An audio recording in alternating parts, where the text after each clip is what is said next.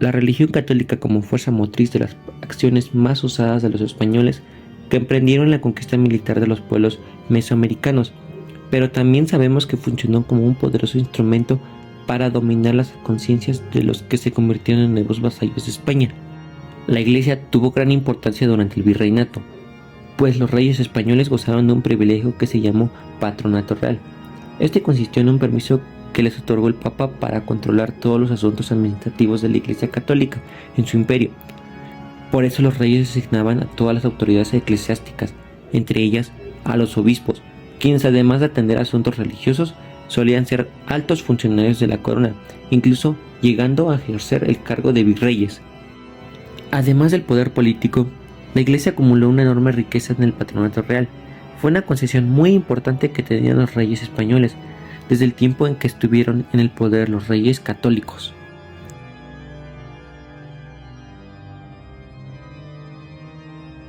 Característica de la Iglesia fue su importante papel en la política novohispana, gracias al Real Patronato. Otra característica es que la Iglesia novohispana consiguió con el tiempo ser una institución muy rica económicamente hablando. En algunas ocasiones, los obispos se llegaron a pelear con los virreyes y ganaron, e incluso hubo obispos que fueron elegidos por la corona para que ellos mismos fueran virreyes, como Juan de Palafox. Es bien conocido el papel que tuvo la religión católica como fuerza motriz de las acciones más osadas de los españoles, que emprendió la conquista militar de los pueblos mesoamericanos. Pero también sabemos que como funcionó un poderoso instrumento para dominar la conciencia de los que se convirtieron en nuevos vasallos de España. La religión católica llegó a estos territorios con la fundación de Nueva España y fue parte del proceso de la conquista y la colonización de América Española.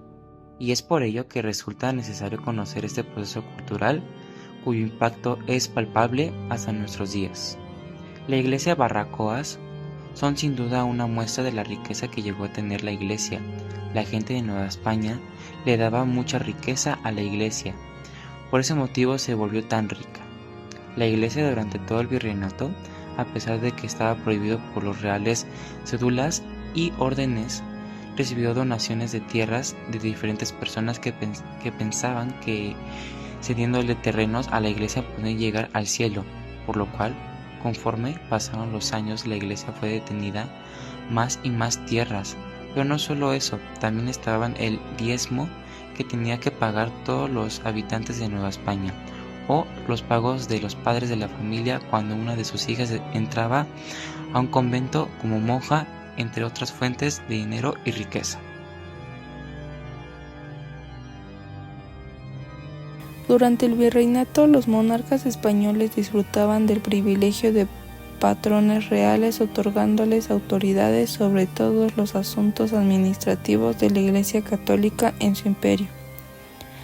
Este control se extendía al nombramiento de autoridades eclesiásticas, incluidos obispos que a menudo desempeñaban roles duales como líderes religiosos y altos funcionarios de la corona. Evolución de la arquitectura de la Iglesia. Inicialmente, los edificios religiosos católicos en Nueva España eran iglesias al aire libre, conocidas como capillas abiertas. A medida que la Iglesia ganaba riquezas y poder, comenzó a construir iglesias barrocas, elaboradas y adornadas con ricas decoraciones, mostrando la prosperidad que había acumulado. Estos desarrollos arquitectónicos reflejaban la creciente influencia y recursos de la Iglesia en la región.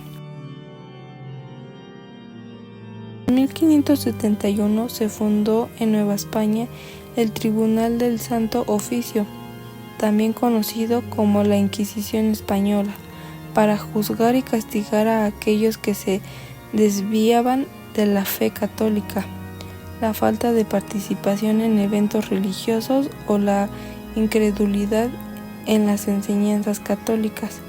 Podrían llevar a ser investigado y penalizado por la Inquisición, demostrando la autoridad y control de la Iglesia sobre asuntos religiosos.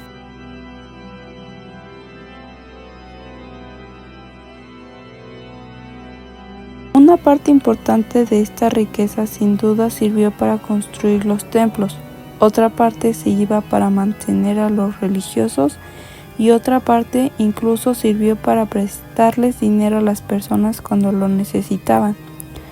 Los préstamos de la Iglesia a particulares servían principalmente para activar las actividades agrícolas, ganaderas, mineras, artesanales y comerciales.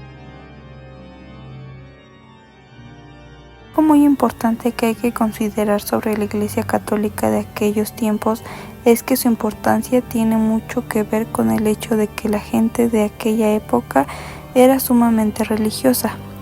En particular, eran muy devotos de las imágenes de los santos o de la Virgen María. En esa época empezó el culto a la Virgen de Guadalupe, que se volvió uno de los cultos más importantes de aquel entonces y que continúa hasta nuestros días en muchas partes del país. Durante el virreinato, la vida religiosa en la Nueva España fue una parte esencial del día a día, influenciada fuertemente por la Iglesia Católica. Uno de los aspectos más arraigados fue el culto a imágenes sagradas, como la Virgen de Guadalupe, el Cristo de Chalma o la Virgen de los Remedios.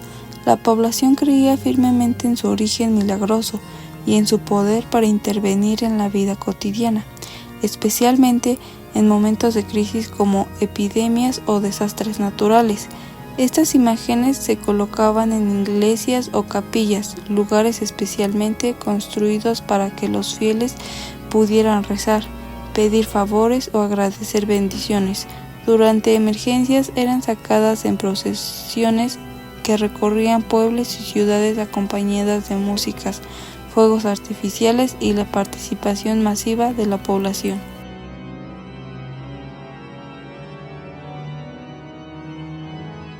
Los conventos jugaron un papel crucial en la Iglesia Católica de Nueva España, donde los frailes evangelizaban y convertían a los pueblos indígenas al catolicismo.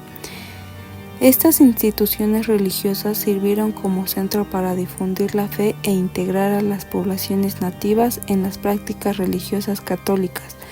La devoción de la Virgen de Guadalupe, considerada la patrona de México, es una de las herencias más perdurables de ese periodo.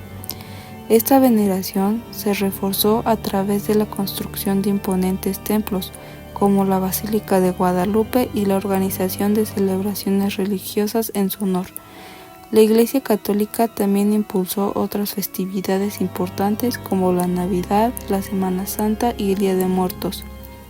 Estas fiestas, celebradas tanto en el campo como en la ciudad, formaban parte del calendario litúrgico y eran tan relevantes que en muchas de ellas se suspendía el trabajo para que todos pudieran participar en las ceremonias.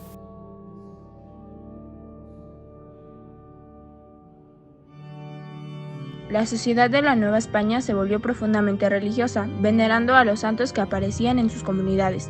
La Virgen de Guadalupe, una figura popular, simbolizaba la identidad novohispana, especialmente en el siglo XVIII. Las festividades religiosas organizadas por la Iglesia, como las procesiones de Corpus Christi, desempeñaban un papel significativo en la vida religiosa de los habitantes. Una de las procesiones más importantes de aquel entonces era la de Corpus Christi, que sin duda era muy vistosa. La marcha se abría con 12 hombres a caballo, espada en mano, que representaba la real justicia. La autoridad los seguía, una alegre comparsa que marcaba el tono festivo de la celebración, un grupo de danzantes con disfraces y máscaras acompañado por figuras grotescas de gigantes y cabezudos. Incluso celebraciones nacionales como el Día de la Independencia fueron marcadas por elementos religiosos, incluyendo misas y rituales en honor a los héroes patrios.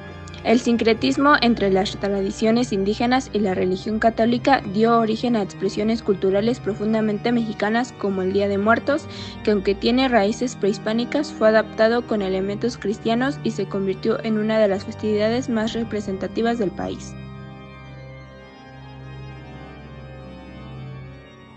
La mujer en la sociedad novohispana. Desde la época anterior a la conquista, la mujer, además de los labores inherentes a su sexo, participó en la organización social y económica de sus comunidades. Se dedicó a los labores del hogar, a la educación de los hijos, a la administración familiar. En ciertas ocasiones realizaba trabajos de albañería, sacerdotisa, escribía, maestra, partela, médica, bruja, hechicera, astróloga, hasta llegar a desempeñarse como líderes de pueblo, gobernantes y guerreras.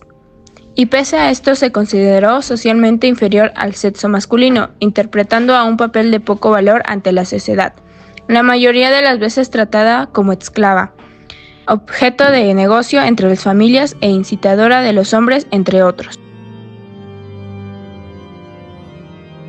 En la sociedad novohispana, el hombre era el pilar sobre el cual descansaban las estructuras de poder y autoridad, tanto en la esfera pública como en la privada. Desde su nacimiento se le inculcaba la idea de liderazgo y responsabilidad, pues su destino casi siempre estaba trazado por normas impuestas por la corona española y la Iglesia católica. En el ámbito público, los hombres de élite criolla y peninsular ocupaban los cargos más importantes. Eran virreyes, jueces y sacerdotes, responsables de mantener el orden en un mundo donde la jerarquía lo era todo. En las ciudades, los comerciantes y artesanos organizaban su vida en torno a los gremios, que regulaban su trabajo y aseguran su participación en la economía. En el campo, los campesinos y peones ladraban la tierra, en una existencia marcada por la servidumbre y el esfuerzo diario. La Iglesia Católica en la Nueva España desempeñó un papel central en la política, la economía, la cultura y la vida diaria de la colonia. Su influencia fue tan profunda que no solo modeló las prácticas religiosas, sino que también dejó un legado artístico y cultural que sigue presente en la identidad de México.